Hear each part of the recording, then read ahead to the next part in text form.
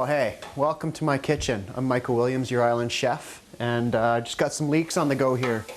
Getting ready to make some potato, yam, and leek soup. It's going to be a really nice kind of middle of the winter, warm your tummy kind of soup, and a little bit friendly on the budget too. There's a couple of options I'm going to show you guys to keep it that way, or you can put a little bit extra into it if you want. So the choice is yours. So we're going to peel a yam here, and I'm going to leave the skin on the potatoes.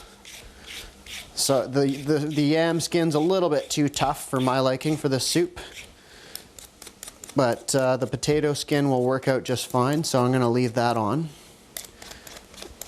And if you didn't know, there is quite a bit of nutrition in the skin of most vegetables, so whenever you can, you want to leave it on. So I'm just going to chop this up roughly. It doesn't really matter because we're going to puree the soup afterwards, so it doesn't matter what it looks like. It's just getting it small enough that it'll cook relatively quickly is the idea.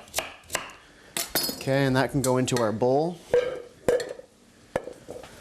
Give another quick stir here. Now I'm sweating these leeks, and that means that I'm cooking them hopefully without browning them, as opposed to sauteing when you're trying to caramelize and put a brown on it. And those are looking pretty sweaty already. So I'm just going to toss in a bit of garlic and some oregano. And I'll just let the pan kind of continue cooking that with its residual heat for a minute while I chop up my potato. All right, and same deal with the potatoes. You just want them chopped so they'll cook quicker. So in here we've got our leeks, yams, and potatoes. Let's back up for 1 second and just talk about leeks, because leeks are very, very dirty vegetables. And when you're working with leeks, you make sure you cut them in half first and then get under the sink with this and open up all the little cracks, because dirt fills up in here a lot of the time, and you'll end up with dirt in your soup, and that's not very good. Okay, so fast forward again, we're on to real time. So I'm just going to add some seasoning in here, just a little bit of salt, a little bit of pepper, and a nice complementary spice of coriander. And my coriander, just like my cumin, I buy it whole. I toast it in a pan until it's got a nice little brown on it, and then grind it, and it's amazing. Much better like that. So that's going to go back onto the burner.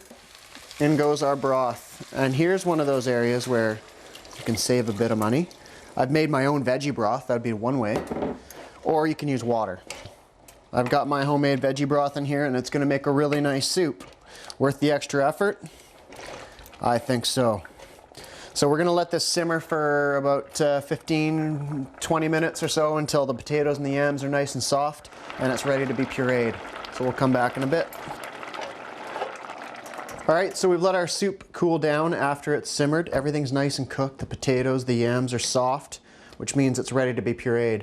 You know what? You could leave the soup the way it is and serve it as a nice, chunky, rich soup, just like that, or you can puree it. It's up to you.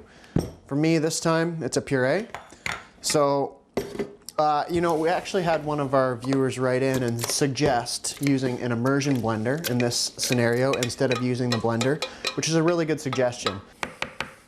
Okay, but what I will tell you is if you are going to do the blender method, 1, let your soup cool down for 5+ minutes before you do it, and 2, don't put your lid on and then walk away and then come back a few minutes later and then puree it, because that's hot and pressure's going to build up and it'll tend to pop, explode when you turn it on.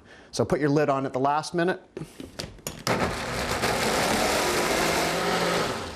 Okay, so it's looking absolutely beautiful, and you know, depending on your blender, let it run for a couple of minutes or however long it takes to get it nice and smooth.